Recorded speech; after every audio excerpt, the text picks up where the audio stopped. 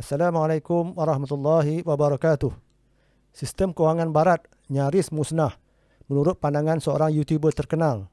That little wiggle right there, that almost destroyed the entire Western financial system. Now, how did it do that? What happened? Well, there's really only one time in the entire 50 plus years of this data where credit went down for a period of time. Sebenarnya, bilakah perkara ini berlaku? Seperti yang tertera pada carta ini, iaitu lebih sedekad yang lalu, ketika tempoh krisis kewangan 2007-2008, di mana hutang ketika itu, hutang sedang mengalami pengucupan dan mereka panik. Perlu segera halang supaya pengucupan ini tidak berterusan. Jika tidak, ianya boleh menghancurkan sistem kewangan yang mereka bina lebih 100 tahun yang lalu, sistem yang dibina di atas hutang, kertas dolar. Baik, bagaimana krisis kewangan global 2007-2008 atau dikenali sebagai The Great Recession ini boleh berlaku? Kita lihat secara ringkas puncanya. Semuanya bermula dengan hutang yang murah ataupun hutang yang mudah apabila kadar faedah diturunkan dan disokong oleh pemberian pinjaman yang longgar atau dilonggarkan oleh pihak institusi kewangan.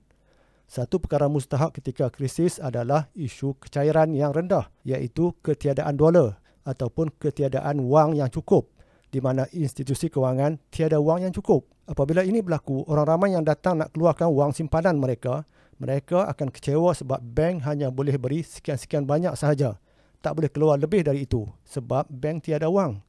Senario yang lebih tenat ialah bank ditutup terus oleh pihak berautoriti, pihak kerajaan, untuk mengelak kesannya berjangkit kepada bank-bank yang lain. Ini contoh ayat ringkas yang menggambarkan krisis kewangan yang bermula di Amerika pada tahun 2007-2008. Pengucupan kecairan yang parah dalam pasaran kewangan global.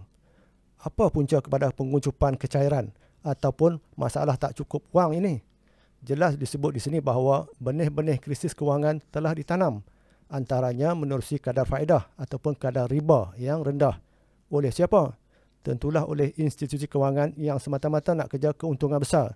Mereka bersedia buat apa saja. Mereka ubah peraturan dan sebagainya. Sebenarnya bukan tujuan utama mereka nak bantu orang ramai memiliki rumah idaman. Sebaliknya, mereka perlukan orang ramai datang berduyun-duyun buat mortgage ataupun buat hutang agar bisnes mereka buat keuntungan, agar bisnes institusi kewangan terus kekal dan berkembang. Inilah sumber pendapatan utama mereka daripada hasil riba. Lantik jawatan-jawatan utama, individu yang ada kenalan dengan orang politik. CEO dibayar lumayan, dapat bonus jutaan setahun. Contohnya CEO Goldman Sachs diberi bonus 70 juta dolar pada tahun 2007. Lebih kurang 250 juta ringgit Malaysia. Begitu juga CEO-CEO lain dapat bonus luar biasa besar. Jom imbas kata-kata bekas pengerusi Bank Pusat Amerika, Alan Greenspan, yang nampaknya hanya berani buat kenyataan ini lepas bersara. Hari ini, kembali kepada piawai emas akan dianggap sebagai tindakan terdesak. Tetapi, jika piawai emas ada pada hari ini, kita tidak akan mencapai keadaan yang kita ada sekarang, katanya. Beliau berkata lagi, kita tidak akan pernah mencapai kedudukan keberhutangan yang melampau ini jika kita guna pakai piawai emas.